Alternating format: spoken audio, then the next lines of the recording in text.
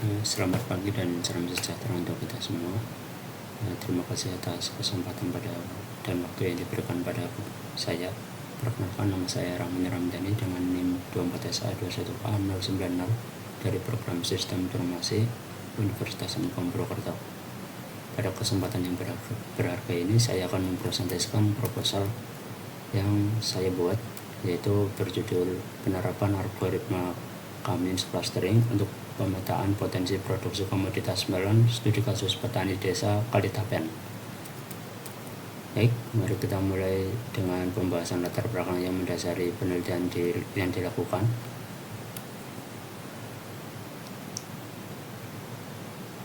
Untuk masuk ke latar belakang dari penelitian ini, desa Kalitapen memiliki potensi hortikultura yang besar, khususnya pada komoditas melon. Namun di lapangan terdapat 3 masalah utama yang saya temukan, yaitu ketimpangan hasil panen, di mana adanya variasi volume produksi signifikan antara petani di desa Kalitapen yang dipengaruhi oleh faktor modal dan operasional. Kemudian data yang tidak termanfaatkan, di mana arsip historis operasional tani hanya menumpuk sebagai catatan administratif manual kelompok tani. Kemudian kebijakan kurang presisi, yaitu pada ketiadaan pemetaan objektif menyulitkan distribusi subsidi, pembinaan, serta tata kelola rantai pasok logistik secara optimal. Lalu, solusi apa yang bisa dilakukan?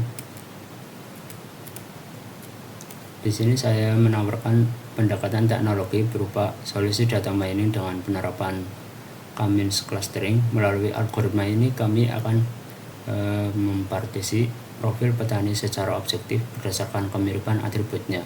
Hasil pemetaan clustering ini nantinya akan diekstraksi menjadi rekomendasi berbasis data guna mendukung pembinaan komoditas yang lebih presisi, efisien, serta membantu penguatan digital branding melon lokal di desa Kalitapen.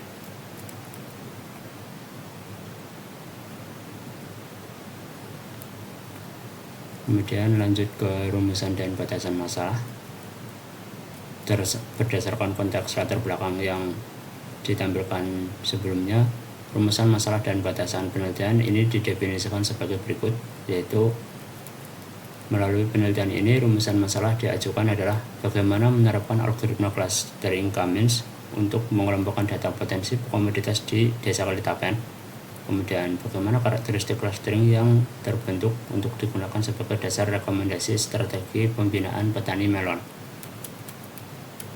Agar penelitian ini fokus dan terukur, saya membatasi ruangan lingkup pada 3 hal, yaitu ruang lingkup analisa hanya dilakukan pada data internal kelompok tani melon di desa Kalitapen. Kemudian metode yang digunakan hanya menggunakan algoritma Cummins Clustering yang dijalankan melalui perangkat lunak data mining WK. Kemudian variabel yang digunakan yaitu atribut yang dibatasi pada variabel input dan output real, yaitu luas lahan, jumlah bibit, kemudian biaya pupuk dan perawatan, serta volume hasil panen. Selanjutnya, saya akan menyampaikan tujuan dan manfaat yang diharapkan dari penelitian ini. Tujuan dari penelitian ini yaitu menetapkan tahapan data mining Cummins Clustering untuk pemetaan potensi produksi komoditas melon secara terukur di desa Kalitapen, kemudian menganalisis performa cluster yang terbentuk untuk menghasilkan visualisasi kerja serta informasi profil produktivitas tani yang valid. Untuk manfaatnya tersendiri, secara teoritis yaitu memberikan kontribusi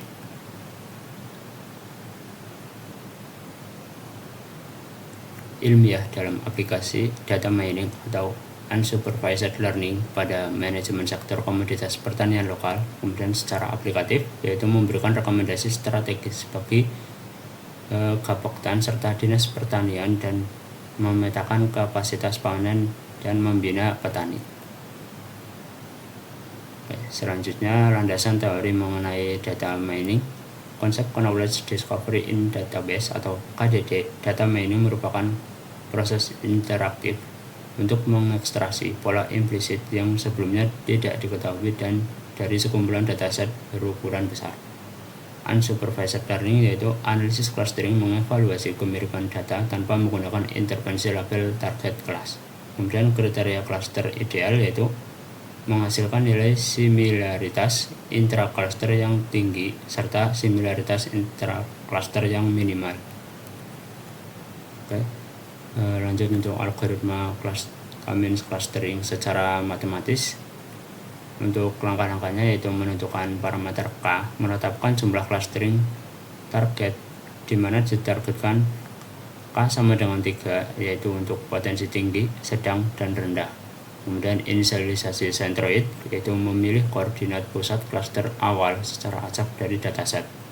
Selanjutnya menghitung Euclidean distance, mengukur kedekatan jarak tiap objek ke centroid C dengan rumus yang tertera, yaitu di mana dxi cc sama dengan akar dari sigma m sama dengan 1 x im dikurangi cjm kuadrat.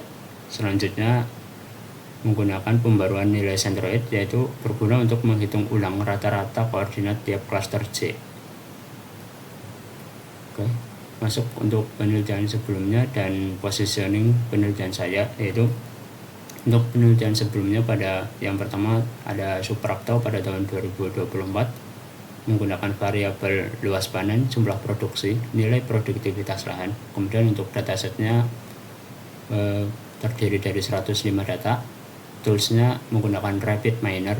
Fokus outputnya pengelompokan wilayah potensi padi kota pagar alam. Untuk yang kedua yaitu Harakap dan kawan-kawan pada tahun 2022. Variabel yang digunakan yaitu luas panen, jumlah produksi, luas lahan, dan luas tanam. Kemudian untuk datasetnya itu 69 data. Toolsnya menggunakan PHP Web. Kemudian outputnya pemetaan komoditas sayur potensial per wilayah. Selanjutnya oleh Ibrahimi dan kawan-kawan pada tahun 2022. Untuk variabel yang digunakan luas total produksi, luas irigasi, parameter iklim. Untuk datasetnya yaitu time series. Toolsnya menggunakan Python dan fokus outputnya menggunakan analisis dampak iklim terhadap yield padi regional. Selanjutnya untuk penelitian saya yaitu menggunakan variabel yang digunakan itu luas lahan, jumlah bibit, biaya pupuk dan perawatan, beserta volume hasil dan panen. Kemudian untuk datasetnya menggunakan data mikro dari petani desa Kalitapen. Untuk toolsnya menggunakan WK Simple K-means. Fokus outputnya menggunakan pemetaan potensi kapasitas real. Selanjutnya untuk metode pengumpulan data dan alat. Di sini saya menggunakan tiga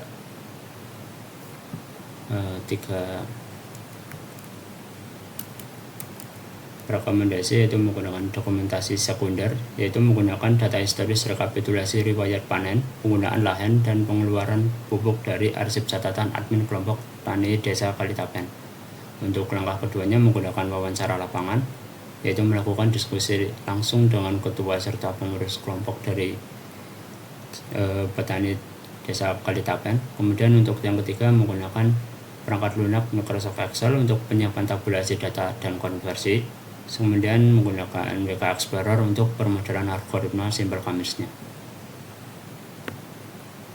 Untuk konsep alur penelitian, di sini saya menggunakan konsep KDD. Yang pertama melalui data selection, yaitu memilih variabel numerik relevan, yaitu berisi dari luas lahan, bibit, biaya, hasil panen, dan mengeksekusinya menggunakan atribut teks. Langkah keduanya menggunakan pre-processing, yaitu melakukan pembersihan data dari missing values, noise, serta mengkonversi file ke format CSV.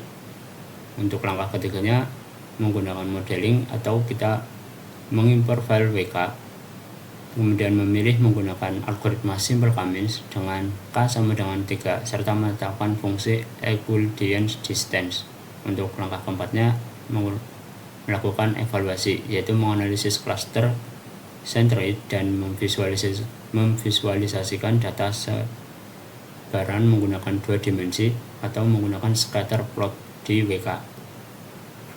Untuk spesifikasi variabel dan datasetnya, variabel input dan output terdiri dari luas lahan yang berguna untuk mengukur skala ruang pertumbuhan komoditas lemon, kemudian jumlah bibit, menentukan kerapatan populasi tanaman, kemudian biaya perawatan, investasi pupuk, pestisida, dan modal harian.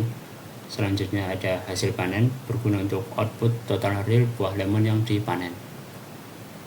Kemudian jadwal pelaksanaan penelitian, di sini untuk pengumpulan data saya lakukan pada bulan pertama, dan langkah keduanya melakukan pembersihan data atau pre-processing dilakukan pada bulan pertama setelah melakukan pengumpulan data, dan bulan kedua dilanjut dengan impor data KWK dilakukan pada bulan kedua setelah melakukan pre-processing.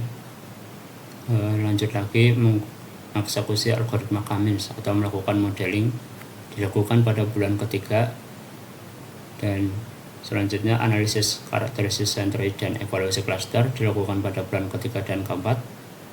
Kemudian penyusunan laporan akhir skripsi dan dokumentasi dilakukan pada bulan ketiga dan keempat juga.